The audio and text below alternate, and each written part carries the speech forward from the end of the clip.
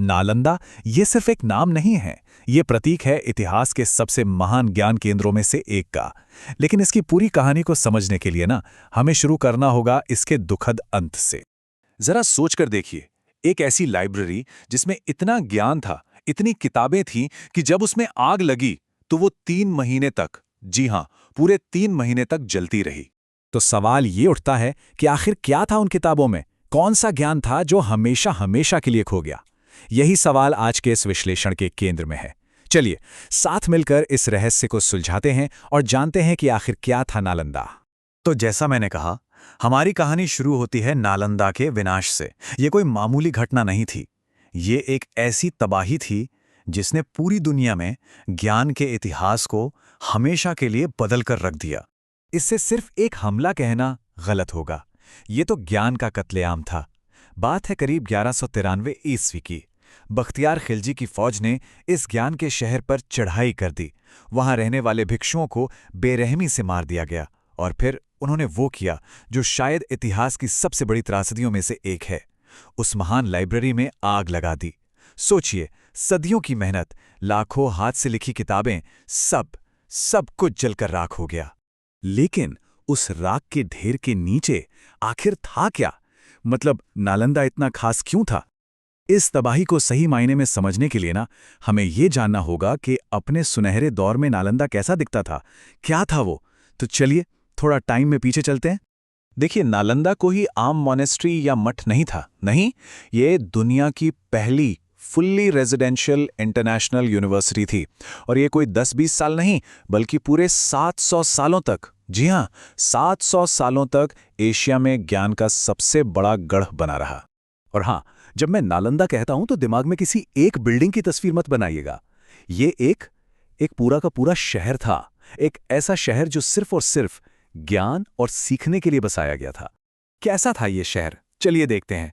इसमें थे 10 से भी ज्यादा मंदिर, और ये सिर्फ पूजा की जगह ही नहीं थी, ये फिलॉसफी और डिबेट के बड़े सेंटर्स थे। पढ़ाई के लिए 300 से भी ज्यादा क्लासरूम थे। हर कोने में हर वक्त ज्ञान की बातें होती थी।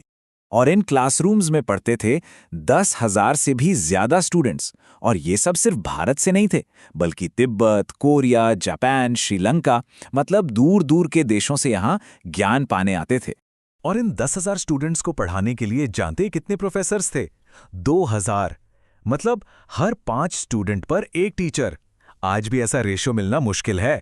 और यहाँ एडमिशन लेना कोई बच्चों का खेल नहीं था। 7वीं सदी में एक चीनी स्कॉलर आए थे, हुएनसांग। वो खुद यहाँ पढ़े थे।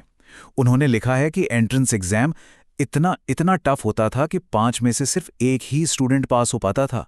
मतलब 20% का सक्सेस रेट। इसी से अंदाजा लगा लीजिए कि वहाँ की पढ़ाई का लेवल क्या रहा होगा। तो सवाल यह है कि भाई ऐसा क्या था नालंदा में कि दुनिया भर के बेस्ट माइंड्स इतना मुश्किल टेस्ट देने के लिए तैयार रहते थे? आखिर वो कौन सा ज्ञान था जो नालंदा को नॉलेज का लाइट हाउस बनाए हुए था? यहाँ का सिलेबस कमाल का था। मतलब सिर्फ बौद्ध फिलॉसफी नहीं, उसके साथ साथ वेद, ग्रामर, लॉजिक, एस्ट्रोनॉमी, मैथ्स, यहाँ तक कि मेडिसिन यानी आयुर्वेद और लॉ एंड पॉलिटिक्स, सब कुछ पढ़ाया जाता था। सच में ज्ञान का एक पूरा यूनिवर्स था ये। और इस पूरे यूनिवर्स का दिल थी धर्मगंज, यानी नालंदा की महान लाइब्रेरी। ये उस जमाने की सबसे बड़ी लाइब्रेरियों में से एक थी, जो एक नहीं, दो नहीं, बल्कि 3 बड़ी बड़ी बिल्डिंग्स में फैली हुई थी। और इन बिल्डिंग्स के नाम सुनिए, कितने खूबसूरत थे। रत्न सागर यानी जवाहरातों का समंदर, रत्नोदिधि यानी खजानों का महासागर, और रत्नरंजक। कहा तो ये भी जाता है कि इनमें से कुछ बिल्डिंग्स 9 मंजिला ऊंची थीं। जरा सोचिए, 9 मंजिलें, और हर मंजिल लाखों हाथ से लिखी किताबों से भरी हुई। तो अब सवाल उठता है कि इतनी बड़ी, इतनी महान यूनिवर्सिटी बनी कैसे, और इतने सालों तक, मतलब सदियों तक चली कैसे? इसका जवाब है रॉयल पैट्रोनेज, यानी शाही संरक्षण में।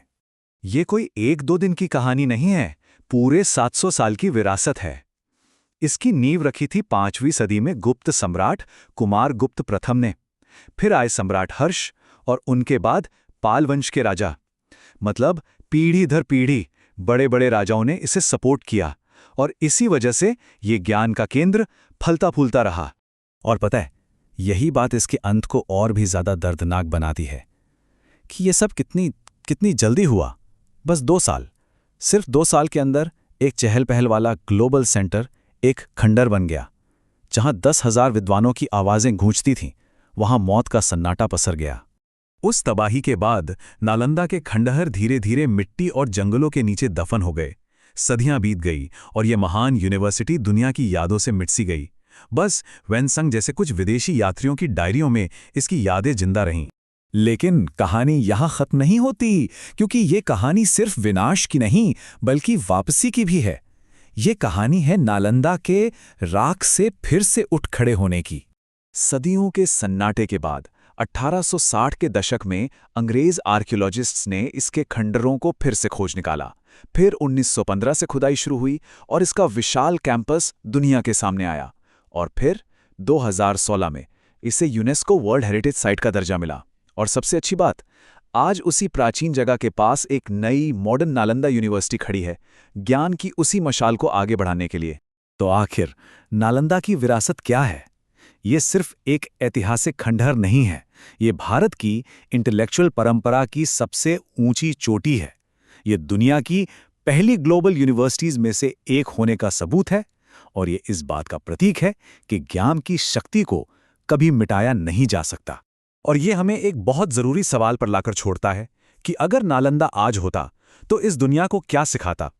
एक ऐसी दुनिया जिसे आज ज्ञान, टॉलरेंस और ग्लोबल कोऑपरेशन की शायद सबसे ज्यादा जरूरत है। जरा सोचिएगा इस बारे में।